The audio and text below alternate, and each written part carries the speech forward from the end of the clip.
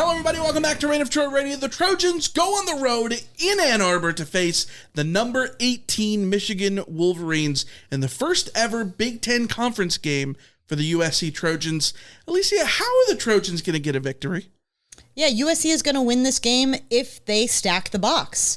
Michigan is a running team. Their identity is to be a running team. And frankly, they don't have a great quarterback situation. So they're going to have to continue to lean on Khalil Mullings and Donovan Edwards in this game if they want to win the game. If USC wants to win the game, they need to play against the run completely, sell out to stop the run, and take that away from Michigan. That's Michigan's strength. USC needs to absolutely do everything possible that they can do to keep them from taking over the game. Yeah, we've got a new drop on the soundboard. Stack the box. Yeah. Stack the box. I feel like we can just keep pressing it over and over and over again. Alex Orji's not a passing quarterback. At least he hasn't done it yet. Make him prove it. He's not Michael Penix, who's going to want to zing all these balls all over the field. Make him prove that he can do that to beat you. So if you're Dan Lynn, stack the box. We know that Mason Cobb is back. We know that Eric Gentry is back. Those two guys are going to be big factors for USC on defense. And if the Trojans are able to sort of make Alex Orji beat SC with his arm, I think SC is probably going to be able to be in a good spot to win the game. Another reason I think SC wins this game is if they're able to contain the edge with Anthony Lucas, Jamil Muhammad. We talked about Cobb and Gentry before. If they're able to sort of rally around the edge as well, that's going to be huge. Alex Orji is a threat to run the ball. We know that SC has the horrors of Al Roberson and Bryson Barnes and somebody else whose knee may have been down in the Rose Bowl years ago. You don't want to see that happen again, and containing the edge is a big way to sort of start that. Yeah, one of the things that I loved about USC's defensive front in the LSU game and against Utah State is how well they maintained the pocket. They didn't really give opposing quarterbacks the opportunity to take off and run, and we know that Bryson Barnes is willing to do that if he's given an opportunity, and USC really didn't let him do that.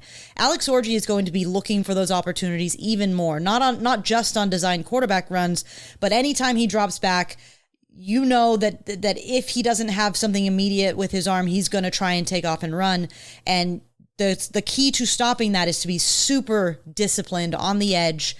Obviously, Anthony Lucas and Braylon Shelby and Jamil Muhammad want sacks in this game, but it's more important to keep Alex Orji from hurting USC on scrambles. Yeah, let's talk about the offense. How's SC going to win this game? Yeah, USC is going to win this game if Miller Moss gets the ball out quickly.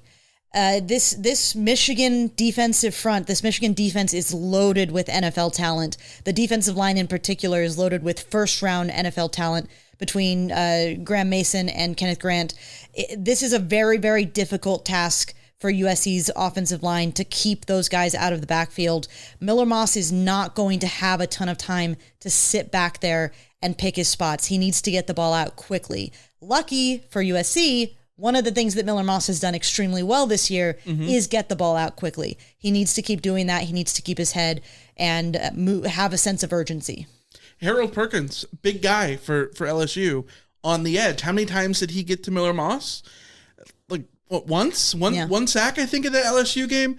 SC was able to, not dominate LSU's defensive line completely. We know that SC didn't run the ball really particularly well against LSU. They did what they needed to at the end, which we'll get to in a second. But Miller Moss was able to sort of navigate the pocket. We talked about it before plenty of times that if Miller Moss is like Cody Kessler, who was very good at navigating the pocket when he was having his success in 2014 under Steve Sarkisian, that will bode well because Miller Moss doesn't necessarily have the toolbox that Caleb Williams had to navigate the pocket. But if he's heady about it, if he's able to be slithery and move his launch point and all that stuff and be quick, be on time, I think that's going to be a big help. The other big help is the run game, and I think it's very simple. If SC picks their spots and runs efficiently, I think they can, go into Ann Arbor and win this game. I think SC wins the game if they pick their spots. What does pick their spots mean?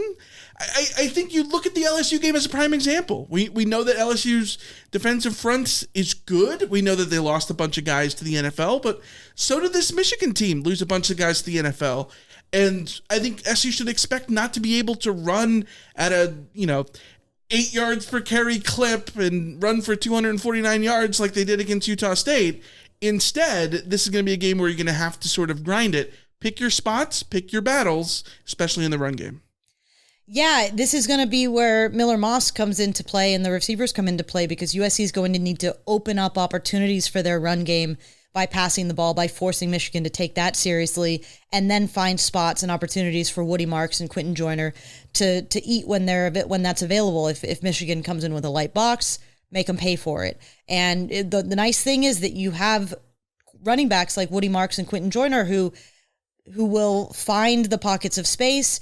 USC has gotten a lot of help from their tight ends in the running game in the first two games. Mm-hmm. That needs to continue, but all of the functions, the offensive line, tight ends, running backs, quarterbacks, wide receivers, everybody needs to be involved in having, like you said, an efficient running attack.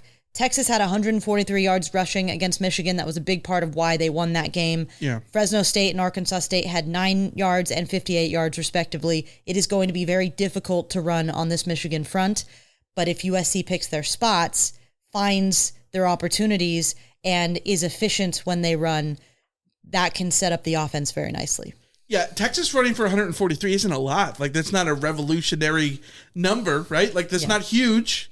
But it's effective when you need it to be, and I think that's going to be the key for SC's run game in this sense. You don't need to run for 300 yards. Mm-hmm. You need to be efficient when you actually do it. You mentioned the tight ends. We know that Lake McCree had a big game against Utah State. We know that Kyron Hudson had a big game at wide receiver against LSU. I think one of the absolute pivotal points for SC in this game is that they will win the game if this becomes a Zachariah Branch game. What does that mean? We got to see him as a big impact player. We've yet to really see it. He dropped a surefire touchdown against Utah State. He did have a big punt return against LSU, but we haven't seen him be the dynamic guy that we saw in games last year where he was, returning punts, big plays on offense, especially that we saw early in the season last year against like San Jose State in week 0. If he's able to create big plays turn momentum swings, win games. That will be a big factor on the road when you're in a hostile environment like the Big House. Yeah, I talked to Reggie Bush before the season started, and he's a huge fan of Zachariah Branch, sees a skill set in Zachariah Branch that could be really special. But he, and I think everybody agrees, that Zachariah Branch hasn't quite lived up to that skill set yet. He's still very young. He's got time to find those, to find who he is as a football player and really unlock his true potential. This would be a hell of a time to do it, whether it is returning kicks or returning punts, but especially in the passing game. USC is going to be going up against a secondary that has NFL talent. Again, this Will Johnson. Yes, exactly. Will Johnson. This Michigan defense is, for all their losses, they still are completely loaded on the defensive side of the ball. Zachariah Branch is going to need to be at his most special to help provide those big momentum turning plays. Silence the crowd in the Big House. If anybody on USC's team is capable of silencing the Big House, it's Zachariah Branch. He needs to come up big. Yeah, a lot of preseason hype for Zachariah Branch. We've talked plenty on the podcast about how good he is in College Football 25 and the hype you mentioned from your little dorky, humble brag that you talked to Reggie Bush. Go check that out here on YouTube after this. But I think that when you talk about hype, I think the other thing is sort of managing the hype that the Trojans are getting because now they're the favorites, right? Yeah, so USC will win this game if they avoid the rat poison, to steal a term from Nick Saban and Lane Kiffin and those guys. Lincoln Riley seems to understand that. During practice, talking to the media, he said, make no mistake about it, this is still a very, very, very good football team, and anybody that thinks they're not is crazy. The crazy thing to me is that USC was a 10-point underdog in the offseason going into this game, and all of the sudden, USC is now a 6-point favorite. All of the talk around this game is that USC is the favorite. All of the talk around this game is that Michigan has fallen off, that Michigan is not a tough team, that Michigan is going to fall by the wayside. And all the talk about USC is that USC is suddenly, the defense is fixed and the offense is great and Miller Moss is a Heisman candidate and all of this and that and this and that. Those things might be true, but the fact of the matter is USC has not proved that to be sure. And USC cannot go into this game thinking that they will do to Michigan what Texas did to Michigan and just have it be so. Texas went into that game and did to Michigan what they did to Michigan because Texas is a legitimate national title contender, number 1 team in the nation now. That if you want to emulate that team, you cannot buy the hype going into this game. Be about it. Don't talk about it. Yeah, absolutely. I think when you look at all these things that we're putting together, the case for SC to beat Michigan, a lot of these things are the little things, and be the bully, not be the, be the hammer, not the nail kind of thing. Some of these are, I think, in that sense, a little cliche. But I think it bears repeating, especially for the Trojans coming off of a season in which they were 7-5 in the regular season, completely imploded in the second half last year after starting 6-0. They go 1-5 in the last 6 regular season games. They got to prove that all the stuff, all the hype in the first 2 weeks is real. And you continue to do that by having a great defensive performance. And of course, on defense, stack the box. Yeah. It's not that hard. Stack the box. Nick Alex Orji beat you with his arm, right?